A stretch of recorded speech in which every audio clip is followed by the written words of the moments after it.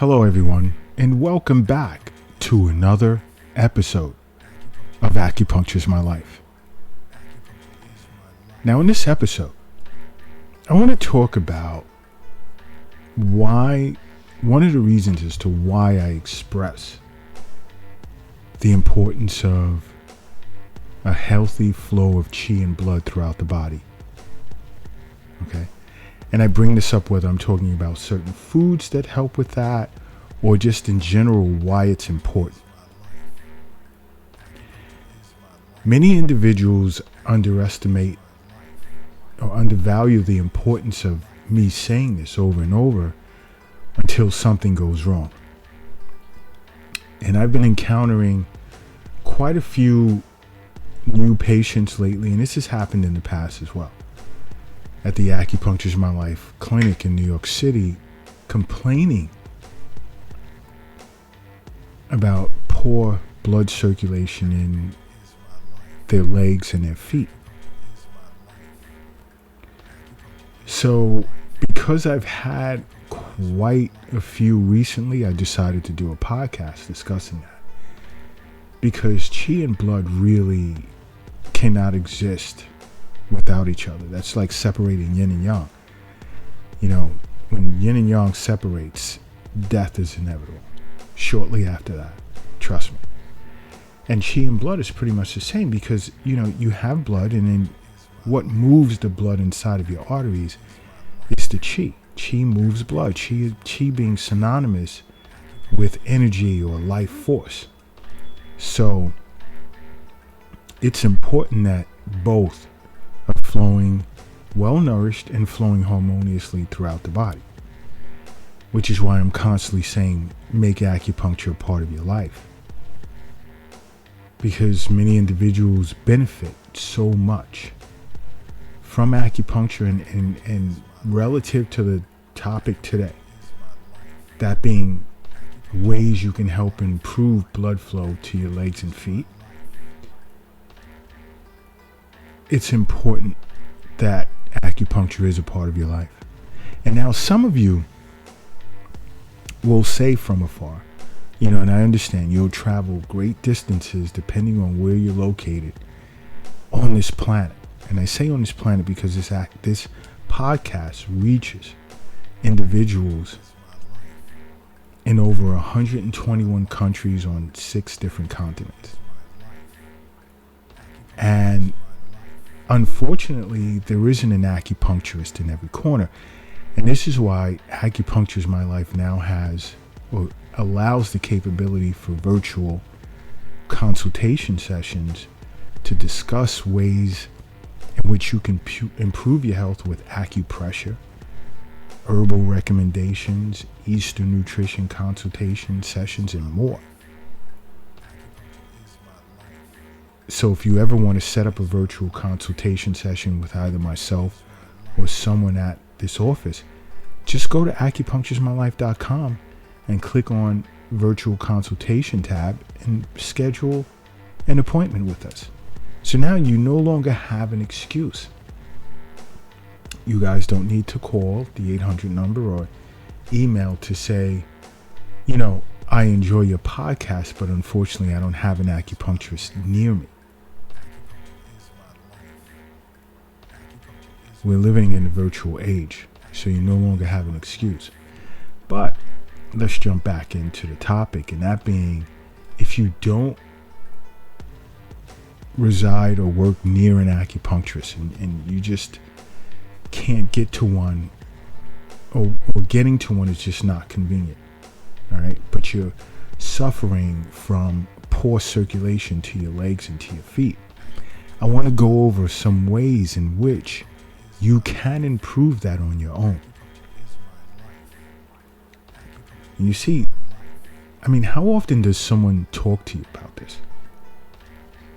This is why it's awesome to make acupuncture a part of your life. You know, because maintaining good circulation of qi and blood is extremely vital for overall health and well-being. Okay? And you have to think, your heart is just tirelessly pumping blood throughout the circulatory system, and it's delivering oxygen and tons of nutrients that have been extracted from your foods by your stomach and spleen and put into the blood. And you see the body's tissues, it then removes waste products, and your circulatory system. And I won't even get into it. I mean, I know it's comprised of blood vessels, and it plays a crucial role in keeping your body functioning optimally. And I really want to do a separate podcast on that because it's on my mind right now, and I may do it tomorrow. But you see, chi and blood is very important because if your heart is beating nonstop while you're asleep, while you're awake, that's the chi of your heart muscle that keeps the heart muscle going constantly. And when heart chi becomes deficient, there too is also circulatory issues. And an acupuncturist would thoroughly explain that to you. But circulation it's super important, and we can't lose sight of that. But in the interim, I want to go over some ways in which you can improve blood circulation and nourish chi as well, strengthen chi, without actually having an acupuncturist. And one is to quit smoking.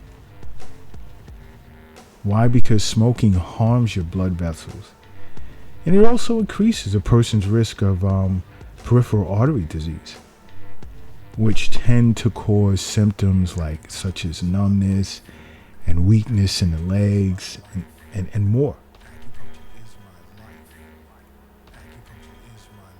And if you feel you have a hard time quitting smoking, see an acupuncturist. There are special protocols for that to help you quit smoking. And many are surprised to find that out. Another is controlling your blood pressure. Why? Because high blood pressure strains your artery walls and it, making conditions like, let's say, atherosclerosis or peripheral artery disease more likely to occur. So you want to monitor your blood pressure, and you want to set up regular wellness visits with an acupuncturist if you can. And if you can't, again, go to acupuncturismylife.com and do virtual sessions with either myself or another acupuncturist here at the clinic. Another strong recommendation is staying hydrated. Drinking enough water tends to help maintain proper blood volume, which aids with circulation. So you really want to make it a habit to, let's say, carry a water bottle around and just sip on water throughout the day. And I'm always saying stay away from alcohol, stay away from coffee, because those are dehydrating beverages.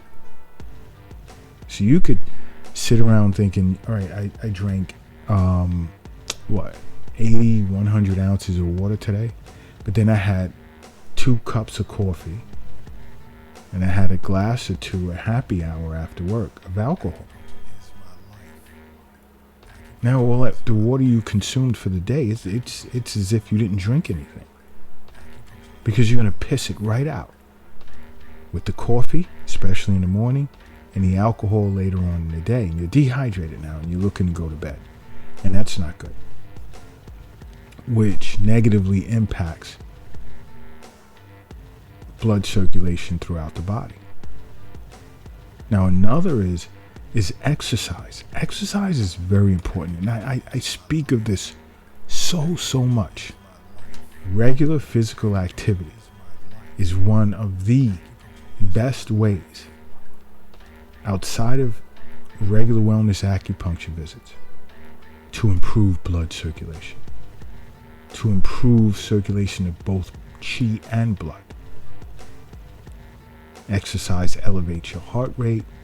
And you could just do things like just walking, cycling, swimming if you're near a pool or the ocean.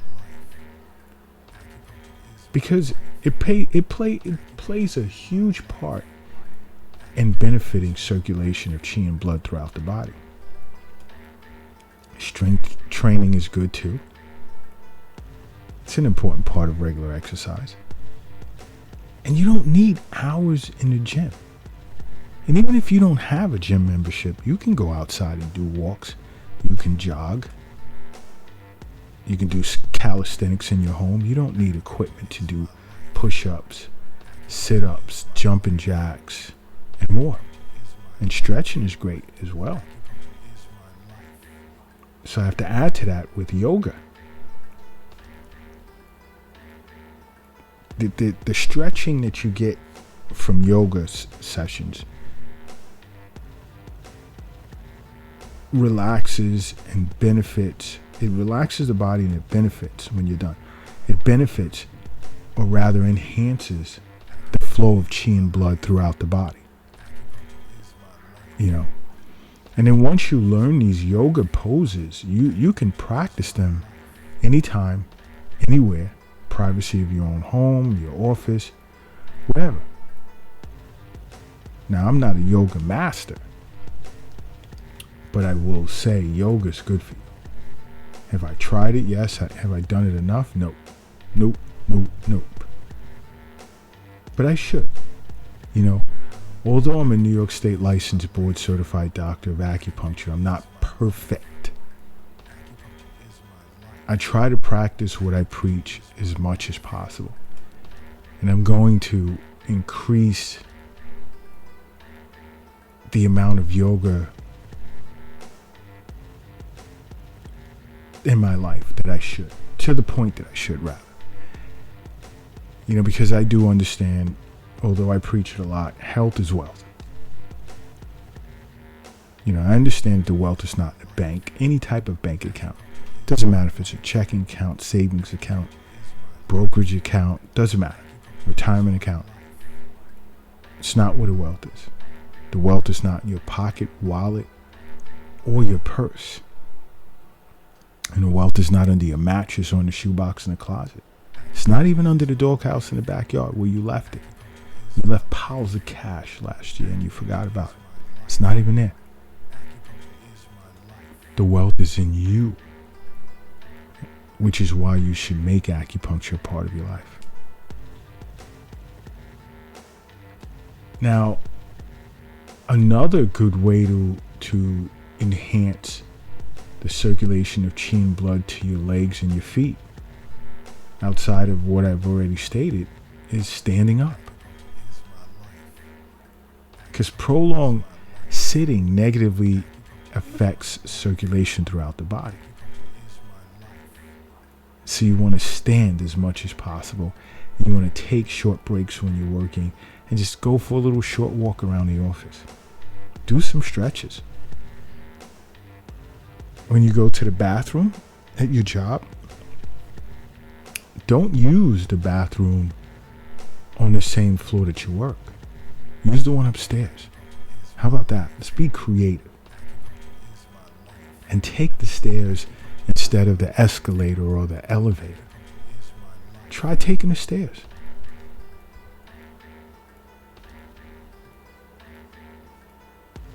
Another important way to improve blood flow to your legs and your feet is your diet. That is super important.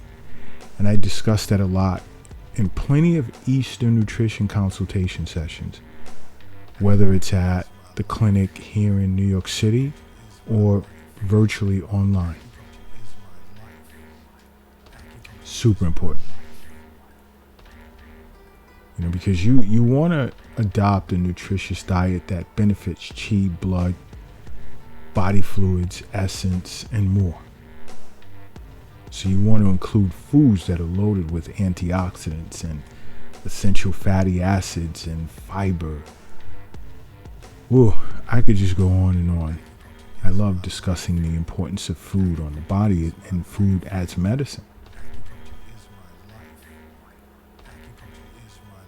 Now, I recently had a new patient that came in and she spoke of, she asked if body brushing is good. And I said, definitely. Definitely.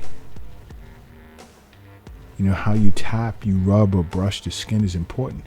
And now I could take it to Qigong now. We could talk about a little Qigong, but I'll do that in another episode.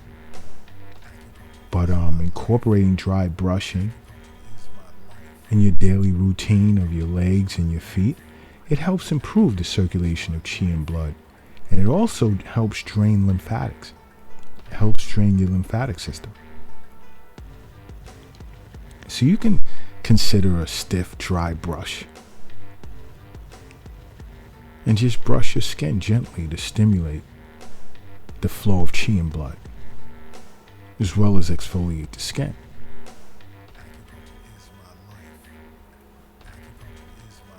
All right?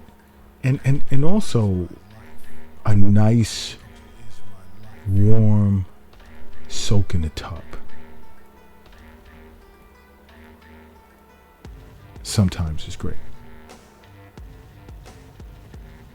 Because it temporarily widens your blood vessels and boosts the flow of qi and blood throughout the body.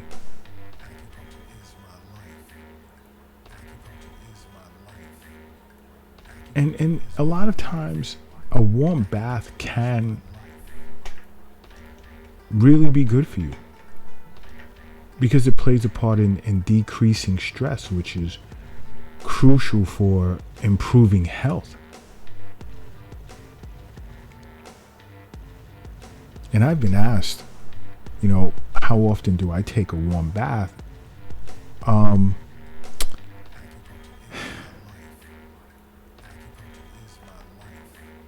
This is a whole other topic, but I tend to take cold showers and cold baths a lot. And it's very beneficial for you. Not everyone. You have to know your constitution and what works. And I do know mine. And I do understand the benefits of it. But again, that's another podcast I'll get into, because I do get some individuals that would question, well, doc, why do you take cold showers or cold baths?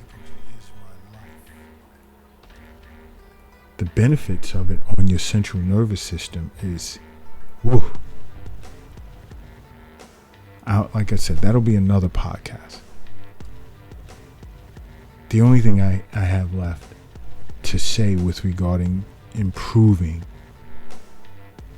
circulation of qi and blood to your legs and to your feet is to simply make acupuncture a part of your life, okay? Because acupuncture is my life. What's yours?